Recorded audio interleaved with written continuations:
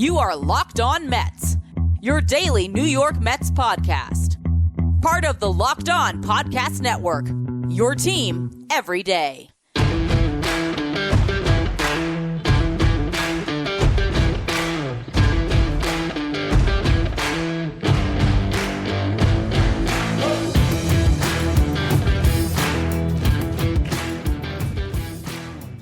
Hello to all you amazing Mets fans. You're listening to Locked On Mets, part of the Locked On Podcast Network, your team every day. Thank you for making Locked On Mets your first listen every day. Locked On Mets is free and available on all platforms, including YouTube.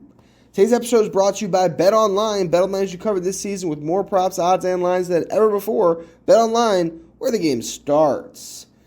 Now, it is a Friday Farm Report, and we have a championship team to discuss. The St. Lucie Mets won the Florida State League. I want to go through that championship game and two of the top performers, guys, the Mets just drafted into the organization this summer that have very bright futures with this team. So we'll go through that in the first segment. In the second segment, a Francisco Alvarez update is long overdue. He has been back after getting injured. He's been tearing the cover off the ball in September. So I'll talk about him and also Jose Butto, who had a great start the other night. Then we'll close the show with the Big League Club previewing this weekend series and what lies ahead for the New York Mets. Before we get to any of that, though, I'm your host, Ryan Finkelstein. If you want to find any of my work, follow me on Twitter at FinkelsteinRyan. You can also find some of my writing at justbaseball.com, where I work as the managing editor.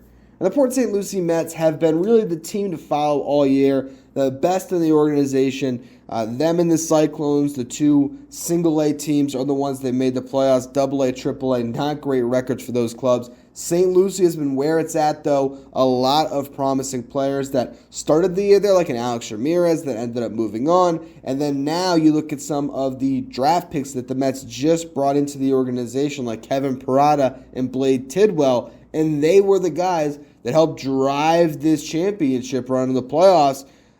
Kevin Parada, starting catcher, in the final clinching game, he goes 3 for 4 with 2 RBIs, scored a run. He was amazing.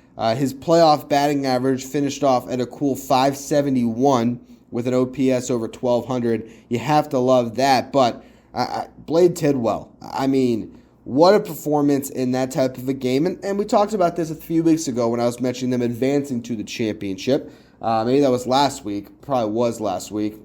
On vacation, time has sort of escaped me here. But the last time I was discussing the St. Lucie Mets, I was going through the stakes that these games still have. And like I said then, like I'll say now, watch the celebration of these guys. These games do matter. There's not 50,000 screaming fans. Yeah, it's not on TV, and you really aren't in front of many eyeballs, but you're still in a playoff atmosphere. You're still playing in games with stakes. You still want to win that type of competition. And for the Mets to have this guy that just got drafted, go out 5 scoreless, allowed just 3 hits, walked 2, 7 strikeouts, really impressive. And you look at what he did in St. Lucie this season. There's 5 starts. In the regular season, that is a 1.93 ERA, only 9 1/3 innings pitched, but he did have 11 strikeouts. You go to the postseason, and Blade Tidwell did not allow a run in 2 starts, went 9 2/3, had 13 strikeouts to 2 walks. So the performance ticked up when the games mattered, and that's what you want to see from a guy that was just drafted, 21 years old, 2nd-round pick, 52nd overall. And the thing is, this is a Mets system that I think we're going to see soon, has a ton of pitching, but you don't know who is going to be that guy, who is going to ascend. And Matthew Allen's always the one we're talking about, but coming off Tommy John, we just haven't seen him pitch. I mean, literally, he has not pitched in a professional game since that Tommy John. You know that his ceiling is higher than any other prospect, but you just don't know what he's actually going to look like when he gets there. Tidwell, coming off his career in Tennessee in college, where he was really solid across his few years there. He ended up pitching to a 3.53 ERA in college across 2 seasons, 141 strikeouts and 137 2/3. Now you got him in the system. Fastball, up in the upper 90s. I think it touched 97 in that last game. He's now going to go through probably a full season where he'll begin in Port St. Lucie next year. Could see him in high A in short order, and then you never know where he can go beyond that. With a college pitcher, you could see him in double A to finish off next season, and then you could be looking at someone that could make his big league debut in 2024. So really exciting to see another guy that has a lot of potential performing, and then Kevin Parada is someone that I think we talked about last week or 2 weeks ago, whatever it was, but he is a guy that can fly through the Mets system in short order. Next year, will he start in low A? I'd be kind of surprised if he didn't start in high A. And that's just what I think about his potential, the way that he is mature as a hitter. I don't think there'd be any question he could handle high A pitching to start the season.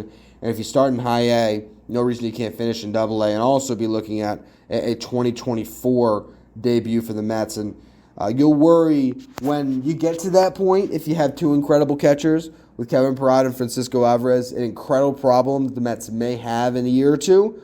For now, you just develop both of them, and you see which one sticks. And obviously, Francisco Alvarez will be the one that sticks sooner, and you expect for longer, as he really could become a face of the franchise type player for the Mets if he hits a ceiling. And as we know, Francisco Alvarez's ceiling is extraordinarily high, and that's why I'm feeling like I need to talk about him. It's been a couple weeks. I'm jonesing for it. It's been a while.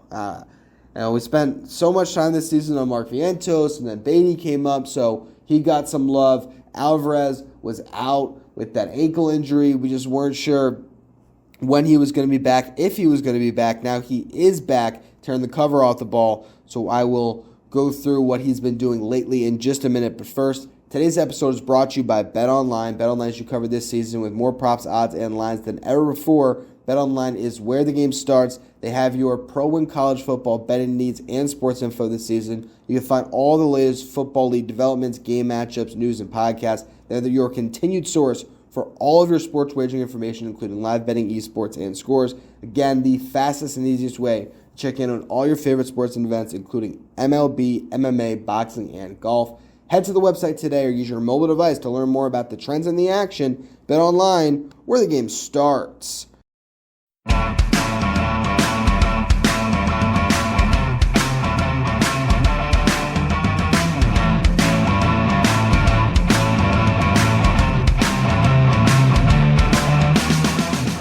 Francisco Alvarez. Now, early on, time spent in AAA, not necessarily the best. Struggled for sure. He was in AAA at the start of July. Really had a couple games at the beginning where he played in Binghamton. But overall for the month of July, where he spent primarily his time in Syracuse, a 173 batting average, 366 on base, 423 slugging. He had 3 home runs and 52 at-bats, 13 RBIs. Go to August before he got hurt. 59 at-bats, 186 average, 314 on base, 339 slugging. You always appreciate that he was still, taking his walks, getting on base, but not necessarily, the type of performance that you'd expect from a guy that you want to see do more because, his bat is so prolific. But you got to give him time because here he is, 20 years old, facing guys on a nightly basis that are 5, 6, 7 years older than him in some cases. A lot of older prospects, a lot of 4A guys, major league pitchers still trying to hack it that are playing in AAA. It's tough to go from pitchers that in AA are focused more on their strengths, trying to further their careers and pitch to what they're good at, to then you go into AAA and guys can really game plan against you, find the holes in your swing. It's tough. It's why it's good to get that time in triple before you go straight to the big leagues. And what we're seeing now as he comes off the IL here in September is he has made some adjustments. He is comfortable and he is swinging a good bat. He has hit in all but 2 of the games since he's been back. Altogether, he's hitting 387 in September with a 441 on base and a 742 slugging percentage. I mentioned, 3 home runs in August in AAA, 3 home runs in July. That was in more at-bats. Now in just 31 at-bats, he has 3 home runs and 2 doubles, 10 RBIs, struck 2 walks, struck out 8 times. A lot of promising results for Alvarez. Go out, you finish out your season strong here. Next year, we'll see what happens with Francisco Alvarez. It's not going to quite be where we were with Pete Alonso in 2019, where he went into camp and he had that opportunity to break ground with the big league club, and it felt like he was expected to. Now, he had to go out and do it, and he did have an incredible spring. With Alvarez, I think in spring training next year, there's going to be a lot more that he would have to do to actually force the Mets' hand. I'd imagine that come this time, or not this time, but come opening day next year, I don't believe they would have found a way to rid themselves of the James McCann contract. It will be interesting to see if they do, because if they do find a way to trade that contract, that would probably tell you what they think about Alvarez being on the big league club in 2023. But there's going to be some competition in camp. You're likely going to see McCann and Nido still around, so a little bit harder for him to break through when you have two big league catchers. But his bat is a game changer that those two guys just don't possess. So even if it's not breaking camp next year with the big league club, it would be pretty surprising if you don't see Francisco Alvarez by the All-Star break. That would probably mean something went wrong as far as the way his season was going, or injury, in my opinion, because the bat is so close to ready, and you're looking at a prospect that just changes the fortunes of your club, because how often do you get someone that could potentially hit behind Pete Alonso in the middle of the lineup and be a catcher? We've seen it in New York. A guy called Mike Piazza, who had a pretty decent career, I believe, with the New York Mets, that maybe ended in Cooperstown and also ended with his 31 hanging in the rafters. You don't want to put that type of pressure on Francisco Alvarez, but I'll tell you the ceiling is certainly there. He's got 7 more games in AAA this year before their season ends on September 28th to finish out his year strong. Then you go back to developing for the offseason, get yourself ready for what will be a massive season for him. To close out our Friday Farm Report, though, I do want to note that Jose Butto is coming off a great start. He has been really good throughout the season. We did see him make his MLB debut with the Mets. One outing. Was it incredible against the Phillies? No. Gave up 7 earned runs, but I still like the way he fought and gave the Mets 4 innings in that appearance. And after he got comfortable in that start, you did see things tick up a bit, and you did find the pitcher that looked a little bit better and looked like, there was some promise there for him. So I like that. And obviously in August, he didn't have the great success across the board, but he spent time getting called up to AAA, then to the big leagues for a spot. It was a lot to process for a young pitcher. Now he's settled into AAA in September, and in 4 starts, you're looking at a 0.73 ERA across 24 and 2/3 innings, 23 strikeouts, only 2 earned runs allowed, 1 home run, 4 walks. His last outing, 7 strong last night, 2 hits allowed. Did not allow that run, only 1 walk, and 11 punch-outs. Really good performance. Imagine he gets 1 more to close out his season strong. And then Jose Butto, I do believe, not necessarily he's going to factor into the rotation next year, but he's on the 40, and he certainly factors into their depth. We went into this year, and we've talked so much about the fact that the Mets had 8 starting pitchers on their depth chart when you threw in a Trevor Williams, Tyler McGill, David Peterson, along with the 5-man rotation they currently have. I think Butto can be that back-end 8th, 9th starter on a depth chart that you feel a little bit better about, where you might not have to get that extra veteran starter this offseason because you have someone who will be going into his age 25 season that has a lot of promise and will be right there at top of your rotation at AAA Syracuse. But that was a lot for a Friday Farm Report. The big league club is still in this push to win the National League East. I want to go through this weekend series here against the Oakland Athletics, what to expect, and what they have to do before next weekend series, which will define the Mets' fate when it comes to winning the National League East. We'll talk about all of that in just a minute, but quick, a word from our sponsors.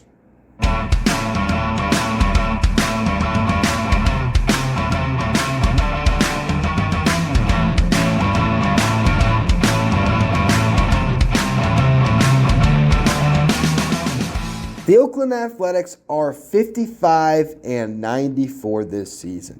You're playing them at home. That would be something to worry about if they were good at home. They're 30-46. I think it's slightly better than their 25-48 record. Actually, I read that wrong. Excuse me. They are worse at home.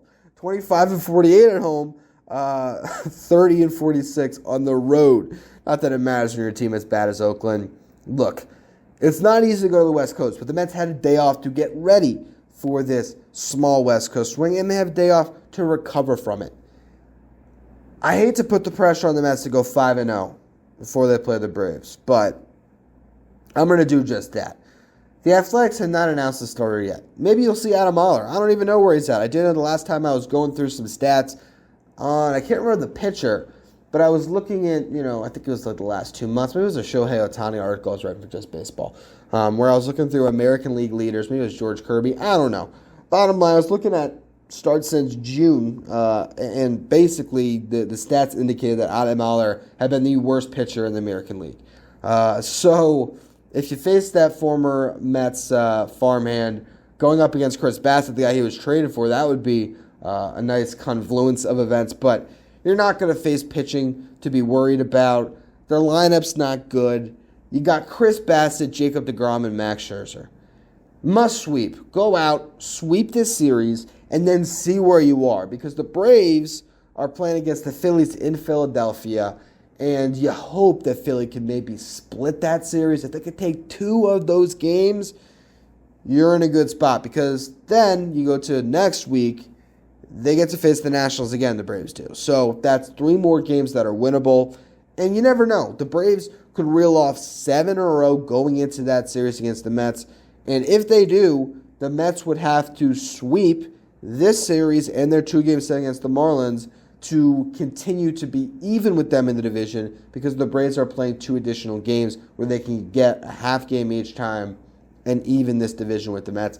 And if that's the case, wouldn't that be symbolic to play 156 games in a season and to meet up for game 157 even? I certainly don't want that to be the case. I'd like the Mets to have a 2-game lead in the division where they could win 2 games in that series, get the tiebreaker, end up coming out of it with a 3-game lead with 3 games left to play, and they clinch. That's the ideal option. And as long as they win 1 in that series against the Braves, they will get that tiebreaker, which will take a little bit of pressure off. But the last thing I want to see is the Mets to get into that final series of the season where they're playing the Nationals and have to count on the Marlins to win a game, to win the division. You want to handle your business first. The best way to do that is to not get too far ahead of yourself looking at the Braves. Put your head down against 2 inferior opponents. You're on the road, but you're against a team that is a game away from being 40 games under 500 when you're 40 games over. Against the Mets right now are 39 over. So 39 over versus 39 under. Bassett on the hill against his former team. A mound he's very comfortable with. You'd hope that Bassett wins on Friday, and then you got deGrom and Scherzer. There's no reason the Mets should not sweep this series. And then you flip the script. You see where you are going into next week against the Marlins, and you'll be well rested going against the Braves, which is important because the one thing to note here, Brandon Nimmo, we're still waiting to see. I'm going to check right now. I am recording this early in the day on my vacation here, so I can spend the rest of the day with the fam, rest of the week with the fam. Before I get back to your normally scheduled Locked On Mets for Monday. But it is 12:45 and currently no update. I mean, last night, Brandon Nimmo says that he believes he caught the quad injury early enough that he'll avoid a major injury. But you just never know. That could still mean he's out for the next week, and you're already missing Starling Marte. And who knows? The Mets might do that intentionally. They might keep Nimmo on the roster without putting him on the IL. Which is perfectly a suitable strategy when you still have the 28-man roster. You can get by, and they might just try to bootstrap this thing so that these guys can be healthy for that Braves series. But Jeff McNeil came out of it okay, so there's no reason, even without Brandon Nimmo, that you can't go out and sweep the Athletics this weekend. Anyway, that's going to be all for today's edition of Locked On Mets this week on Locked On Mets. As always, thank you for listening. Make sure you follow, rate, and review wherever you get your podcast. Make sure you follow me on Twitter at Finkelstein Ryan. Follow the show at Locked On Mets. Thank you for making Locked On Mets your first listen every day. Now, for your second listen, check out Locked On MLB, hosted by Paul Francis Sullivan. Locked On MLB is where you want to go to stay up to date with everything going on in Major League Baseball. You follow Locked On MLB wherever you get podcasts.